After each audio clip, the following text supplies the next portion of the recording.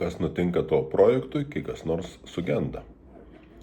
Ar tavo sistema turi saugiklius, ar tiesiog viskas išmuša ir sustoja? Dauguma projektų vadovų planuoja tik idealų scenarijų, bet realybėje tiekėjai vėluoja, darbuotojai suserga, o biudžetas tirpsta. Jei tavo planas neturi saugiklių šioms situacijoms, tu kaskart turi viską stabdyti ir spręsti problemą rankiniu būdu. Algoritminis projektų valdymas numato šias klaidas dar prieš joms įvykstant. Drakon metodikoje mes į kiekvieną procesą įdiegiame loginius saugiklius. Jei vyksta nukrypimas, algoritmas iškart nurodo atsarginį kelią.